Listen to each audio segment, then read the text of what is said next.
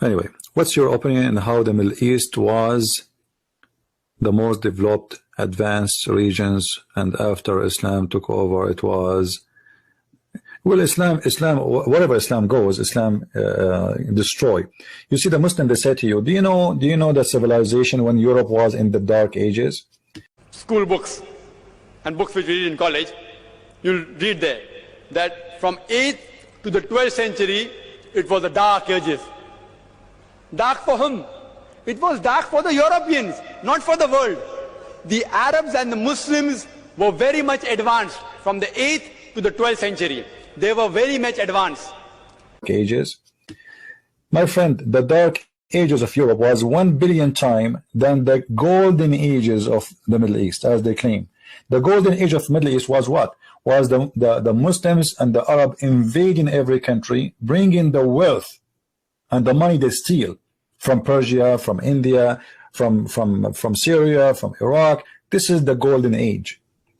They say to you that, let me count for you how many Muslim scientists was in the golden age. My friend, all the Muslim scientists, they call them, they are not Muslims, and most of them, they are killed for they are considered apostate.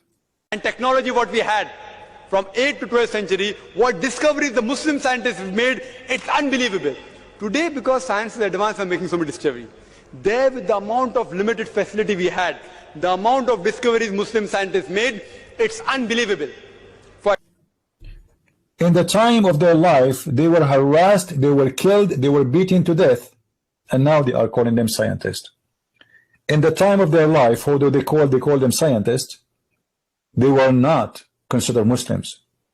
The Europeans, they later on picked up the books of the Muslims and rehashed it and said, we discovered it. See, if you see the discovery that Muslims have made, for example, if you know of Al-Kindi, Al-Kindi, he was a philosopher, a mathematician, an astronomer. They were not considered Muslims. You know Ibn Khaldun? You know the philosopher Ibn Khaldun? The Muslims are so proud about him. Do you know what Ibn Khaldun he said? About these laws, I want to introduce one of the best people in the history of humanity who talked about these laws. His name is Ibn Khaldun, rahimahullah ta'ala. Ibn Khaldun was born in Tunis and died in Egypt. He said that the Arab are savage and they are willing to burn a library or a palace to take the wood and the pages to cook on them. So what they call them scholars, and they are proud about them, actually those people, they were harassed, they were killed, they are considered not Muslims, and actually most of them, they are not even Muslims. They left Islam. There's a very, very big scholar in Islam. His name is Abu Bakr al-Razi. Abu Bakr al-Razi. Muhammad Zakaria Razi, he was famous in medicine. He was authority on the field of smallpox and measles. This guy, al-Razi, in the beginning of his life was trying like a crazy to defend Islam. I can tell he was a believer. Then this guy, he left Islam. And he said clearly, my find is very simple. Allah did not create anything. He cannot be the creator. Here we go. Al-Razi, 606 after Muhammad. This guy is a big name. He is a scientist. He is a scholar in Islam. He is. And every Muslim is so proud about Al-Razi. Now, if we go and search in Google, who is Al-Razi? You will be surprised. And this is an article actually made by Muslims. Look what the article is saying. Why the following scientist was killed? And he start counting the names. لماذا قتل الرازي? He was killed. And Al-Khwarizmi, he was killed. And Al-Kindi, he was killed. And Al-Farabi, and he was killed. And those are the greatest names in the history of what the Muslims, they call them Islamic scientists. The answer is simple. They are atheists. Not only that, by the way, you know, all of those, they call them scientists, they suffer a lot. Al-Ghazali, Ibn Rushd, Al-Asqalani, Al-Sahrudi, Ibn Hayyan, etc. They've been tortured, they've been killed, they've been, jailed, they've been beaten. All of this because they are not Muslims. But Muslims now, they publish tons of articles about the glorious time of Islam. Those people, they were humiliated because of Islam. And Muslims refuse to consider them as Muslims all those centuries. Now, they want to prove to you that Islam is a religion of science. So they start quoting their names. You see, the founder of Apple company, his father was Syrian, his real father. But this guy, he did not grow in a Muslim family, and he's not Muslim. Trust me, in 20 years from now, the Muslim, they will say he's a Muslim. In 50 years from now, they may make a book about him, a great Muslim scientist who created the first iPhone. But this guy, he don't give a garbage about Islam. In this article, they count for you how someone like Al-Ma'arri, he was jailed, how Ibn Hayyan was killed, how Ibn al-Munammar was exhorted, or let us say deported, how they burned the library of Al-Ghazali, and they burned the library of Ibn Rushd, and they burned the library of Al-Asfahani, and they accused him of their faith. And how Al-Farabi was accused to be a kafir, same as Al-Razi, same as Ibn Sina, same as Al-Kindi, same as Al-Ghazali. Who's left? One of the greatest writers in the history of the Middle East, his name is Ibn al-Muqaffa. Any one of you heard of the book? It's called the Thousand Night and Night.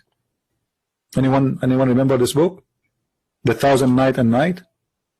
You heard it before? This is the guy who wrote it. Do you know what they did to him? You will not believe it. They accuse him to be kafir, and then they cut his feet and his hands, and at the end they cut his head. But today they speak about the amazing Ibn al-Muqaffa. Who can write like Ibn al-Muqaffa? I agree, this guy is an amazing writer. This guy is an amazing writer. There's no question about that. They will not tell you what they did to them. They are not Muslims, they are out of Islam, and they were killed for that reason, and they tortured them. They cut his hands, they cut his feet, they crucify him, they cut his head. And now they are proud about them. Do you see how hypocrite they are? There's another scholar, his name is Ja'd ibn Durham. They cut his head. I'm just reading the article, by the way. It's in front of me. Those who speak Arabic, they know it. I can give you the article actually in Arabic. You can use Google translation if you wish. All those who they are called the highest scholars of Islam, they've been killed. They are not Muslims. There's a guy, his name is Lisanuddin Ibn al-Khatib. Not only they killed him, they burned his body. There's another scientist, his name Ibn al-Farid. They chase him and he run. Nobody knows where he go. One of the most bigger names of history in the Middle East, or let's say historian and the researcher, his name is As-Sahrudi. He was killed. Even the Muslim scholars of the Muslim Sunni, you see, the Muslim Sunni have four sects. The Muslim Sunni have four sects. One of them, his name is Ibn Hanbal. Ibn Hanbal, this is their scholar. I mean, this is not a joke. This is a Muslim guy. This is for sure a Muslim. This is not an atheist. This guy, Ibn Hanbal, is not an atheist. He is a Muslim, and he was a Muslim. Even this one, the Caliphate, he tortured him. A philosopher, his name is Al-Kindi, in the age of 60, they took off his clothes in the middle of the city and make him naked, and they did slash him or lash him 60 times. And the Muslims were saying, Allahu Akbar, Takbir. And do you know what they said about Ibn Sina? You will never find a Muslim is not proud about Abu Sina, who is a doctor, who is not even an Arab. He is from he's a Persian originally. Their book says that Ibn Sina was the Imam of the atheist, same as they said about Abu Bakr al-Razi. So who's left? Who's left? Muslims, who's left? I don't want to read the rest because there's still more. But who's left? Nobody left. But yet in their speeches about scientists, the glorious scientists of Islam, we find that all of those are atheists. You see how they lie to you? This is how they lie. Who's left? I don't know. Nobody.